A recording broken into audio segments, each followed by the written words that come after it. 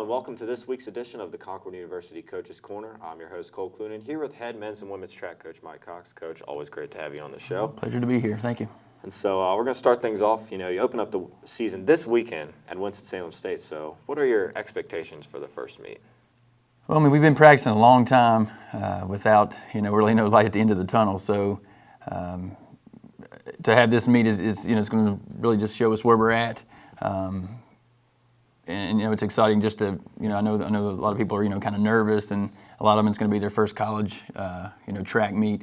We're going to a new venue down there at the JDL Fast Track in Winston-Salem, which is where indoor nationals are going to be.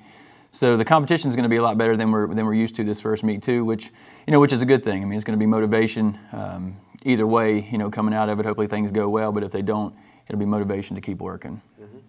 And actually, looking at the schedule, this is your only meet until the middle of January. So how do you kind of keep the team focused and refreshed after this long break? It's definitely a scary thing there, being on such a long break. But really, the ball's in their court. Depending on how this meet goes this weekend, again, you use that as motivation.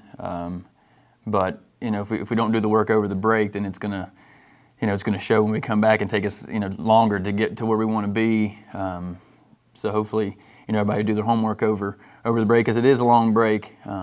So it is tricky, but again, it's on them. It's on the athletes to do the work, because their competition is. Mm-hmm. And Shawnee Karnish, she returns for her senior season after breaking numerous records, being a 4-time All-American. What's the importance of her role on the team, and what are some expectations that she has this season? Oh man, she's Shawnee leads by example. She's a great leader, on and off the field. She second to none, does everything to be a better athlete and to be the best that she can be. I mean, winning a national title, being a 4-time All-American, that speaks for itself. Easily could say she's the most decorated athlete in school history, which is just is awesome. And to have this last year here, these indoor and outdoor seasons left. It's just really exciting, and hopefully, our younger ladies will, hopefully they'll see, the work and both on and off the field that she does, and doing everything right to put yourself in a position to be a winner and to be successful. Hopefully that will, rub off some there. But we're going down here this weekend to get a national qualifier. See the facility. We'll probably go back there again, actually, with her in early January. Kind of see how the venue lays out and everything. But we're looking to go and get a national qualifier this weekend. Then ultimately, get back up on that podium and be number one. I mean, obviously, just making it to nationals is a huge feat. But to be a national champion, to be a 4-time All-American, is extremely awesome. But again, we're looking to get back on top. I know that's what she wants to do, and what I believe she can do. Not going to be easy, but none of those All-Americans were easy. They were always she's earned everything she's got, 100%. So hopefully we can go out with a good bang here. Okay, and Brad Dugan, another senior, he returns after redshirting the season last year. So what's he kind of looking to do this year after battling injuries for a long time? Yeah, coming off of the surgery he had to have in cross country, we ended up actually getting banged up a little bit again this cross country season, and it didn't quite go nearly what he could have done. So it was disappointing. I know he was very disappointed, just because he wasn't able to be where he should have been. I mean, easily should have been. So that was definitely disappointing. So hopefully we can put that behind us. He works extremely hard as well. We can put that behind us, and I think him going for that school record, Lance McDaniel's school record in the steeplechase, is probably pretty high up on his goals to try to accomplish, and he's been fairly close to it. So I think that's it could be in jeopardy. Mm-hmm. Okay.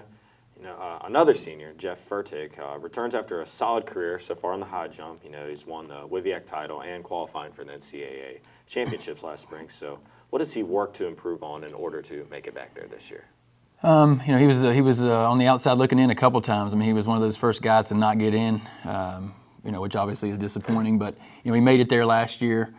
So I think that's the biggest thing. I mean, he works really hard in the weight room, and I think he got his body weight down to where he feels comfortable, where he can jump his best.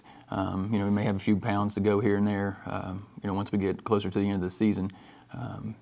But ultimately our focus is going to be to get back there.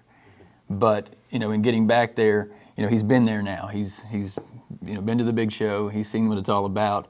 So I think that will be huge on this second time, you know, getting back there, feeling like you know, you can compete with these guys and not being overwhelmed by, holy crap, you know, this is intense. So I think that will play a lot, and you know, will be a big benefit for him. So definitely looking to make it back there as well. Okay, and Demi and Donnie Kirk, two more seniors. You know, they're the top sprinters returning from last year. So what do you kind of expect from them this year, and you know, guiding the other sprinters along? Yeah, I mean, they had unbelievable years last year. I mean, they really had a breakthrough year, I think. You know, Donnie being second in those 400 hurdles, you know, breaking the school record. Demi being runner-up in the 100, winning the 200.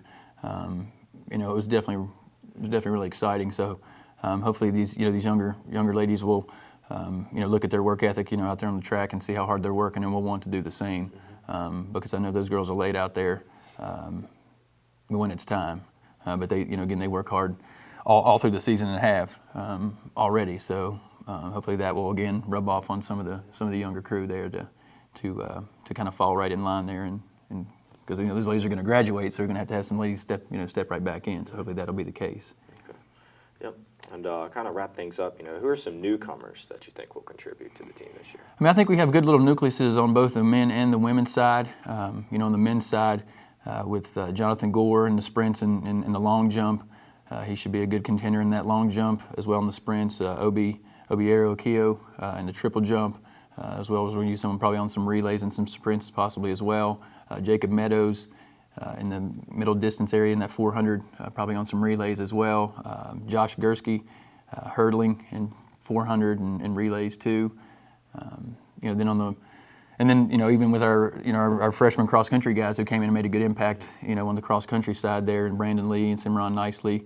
Hopefully we can get Josh Goodman cleared. He's still not eligible through the NCAA Eligibility Center. Hopefully we can get him cleared. And then the addition of Jordan Weitzel, who was our top guy at regionals and conference, you know, making first team all conference. You know, that's going to be new. You know, track's going to be new. You know, it'll be their first time out too, so that's going to be exciting. On the women's side, again, a good little nucleus there in that you know 100 to 400 range.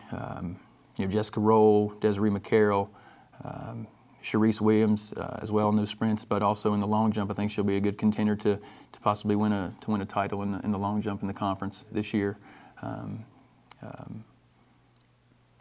Kajana Pratt as well.